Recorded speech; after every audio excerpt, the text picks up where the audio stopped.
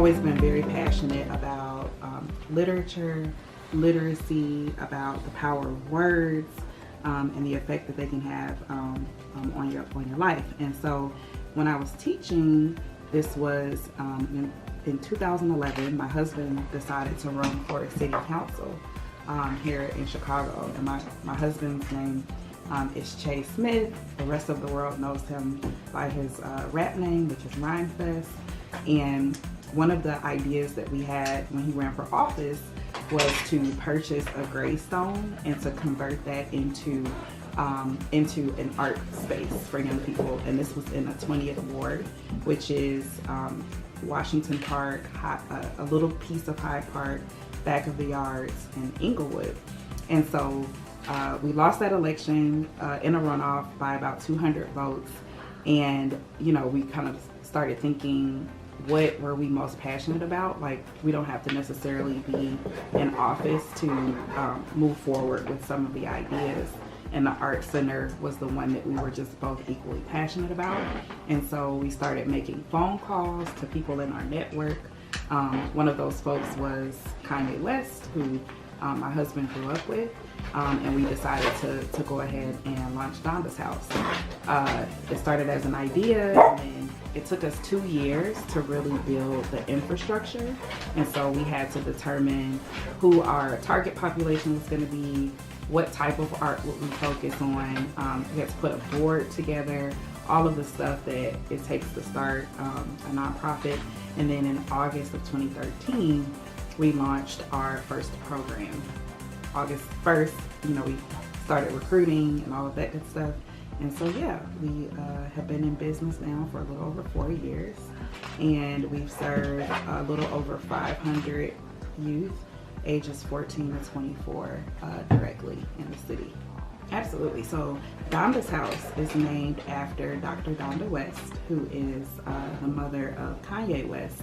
And what people don't know about Dr. West was that when Kanye was a teenager, she actually built a recording studio in her home, and she would allow young people in the neighborhood to come and record with her son. At that time, studios were kind of seedy places that, you know, a parent wouldn't necessarily want their teenage child to, you know, to be a part of.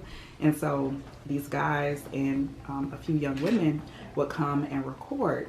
And my husband was one of those young people, and he credits her with introducing him to literature. She gave him a Maya Angelou book, and even though she didn't know anything about hip hop, she used to offer them advice because her expertise was also in English. She was the dean of the English department at Chicago State. And to think about this woman who was literally just a mother, every day, you know, she would work with young adults as her, you know, 9 to 5, her full-time job. And then she would come home to a house full of young men that she mentored. And it was that mentorship that led to songs like Jesus Walks, you know, songs like the Oscar award-winning song Glory, which my husband co-wrote, because she used to challenge them to do what she called share their truth. And so, you know, a lot of young hip-hop artists feel like they have to really talk about things that may not actually be a part of their experiences, because they think that, you know, really a lot of people are looking for validation. And so people will do anything, you know, or say anything to get that validation. And she used to push back against that. Donda's House is really about teaching young people how to discover the power in their voice and the power in their experiences, and then to translate that into their art. And so our programs we have several. Our signature program is called Got Bars, and that is for young aspiring vocalists and musicians. And then we have a program called Project Us that we share with Harold Washington Library's U Media, which is the program that Chance the Rapper actually recorded his first mixtape. And many people don't know that about him. He was totally impacted by having access to a free studio as a teenager, where he would go and record music. And then there's a program called Commonwealth, and so that's a fashion, media, and music program. the Behind series, where we bring out high profile musicians and industry executives to talk to young people in intimate settings. So far we've had Big Sean come in, we've had No ID come in, who was just executive produced Jay-Z's 444 album. He's from Chicago. We've had Big Crit come in, and on, just so many really high profile artists that come in a small intimate crowd. They can talk to young people. And then next year, 2018, we're launching a podcast that we're super excited about, so that young people can learn kind of the new business of radio. Yeah. And then we have also launching Now What, which is, they're going to be professional classes. Mm-hmm. So kind of like our Behind series, but more workshop style.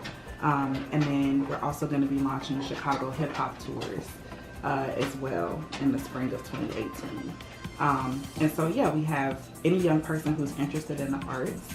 We don't want income, and we don't want where they live to be able to impact their ability to access the arts. So everything that we do for our students is 100% free for them.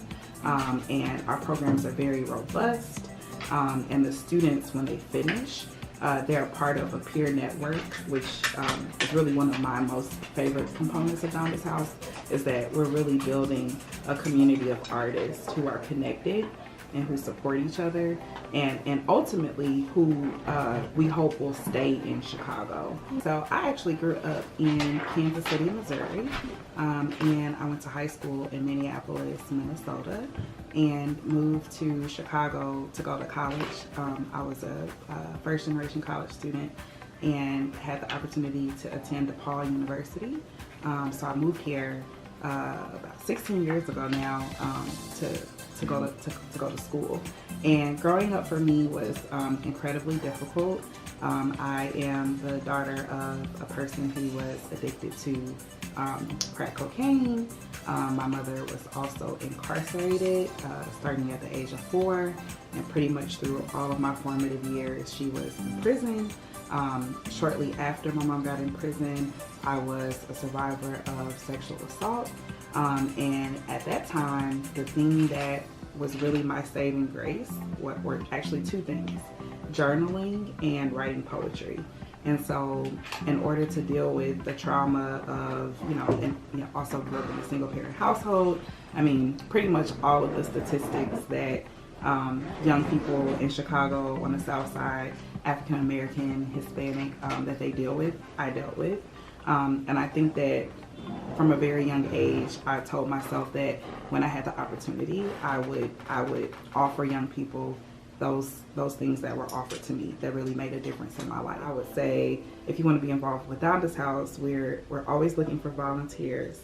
Volunteers have really been like the lifeblood of our organization, and so we've been really fortunate to have folks who, the woman who started our, really got us a good foundation for us in marketing, full-time works for a company called Starcom.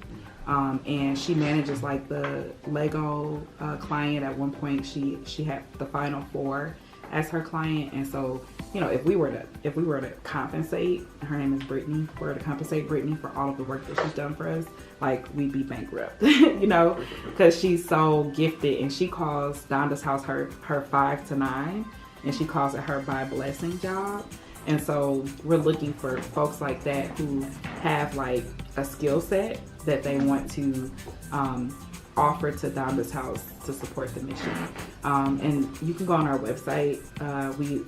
Our next volunteer orientation will be, I believe, January 27th, from 10 a.m. to 11 a.m.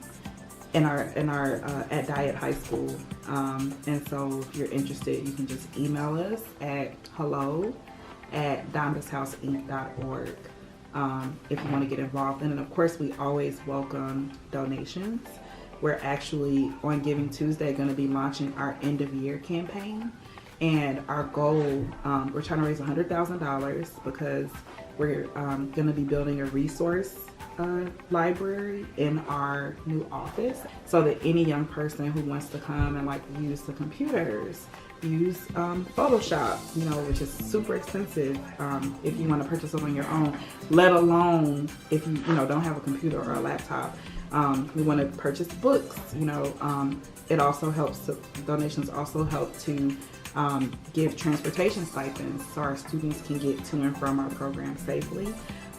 We're also looking for donations in order that we can continue to compensate artists. And so in many cases, Donda's House is a first employer for many of our young people. It's the first time that they're getting a check to do things like host events, work events, to do things like help us with our social media, etc.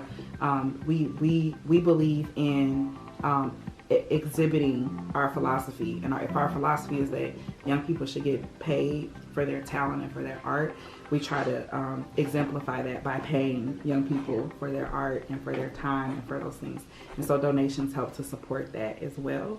And our goal is to get 5,000 individuals to give $20 before December 31st.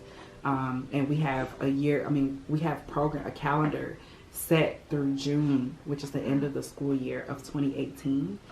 We're doing, 2 days a week for about 8 hours a day of office hours in where the library is going to be.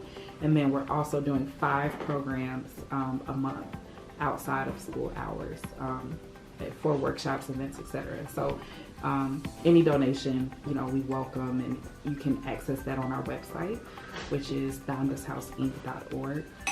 You just click donate and make a contribution. And we're very grateful, and of course even more so our students and the community that we serve are grateful.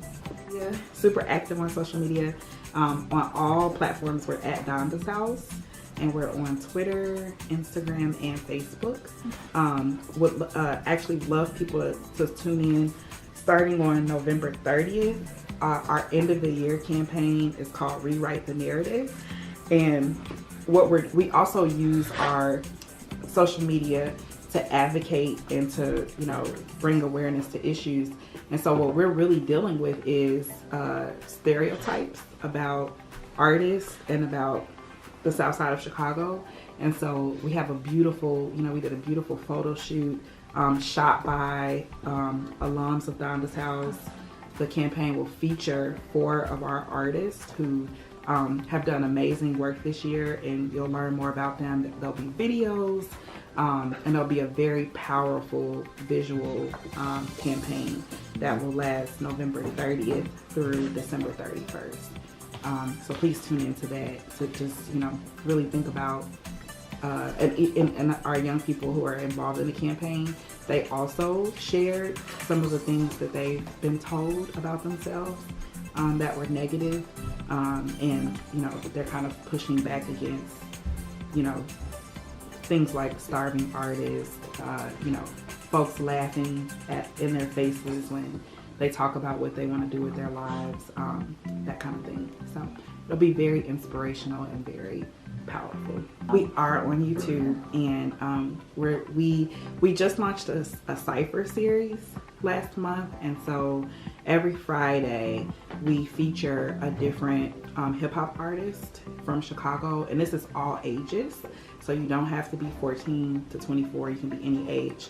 And yeah, every Friday there's a really dope cypher, and you can go on social media and on YouTube to watch that.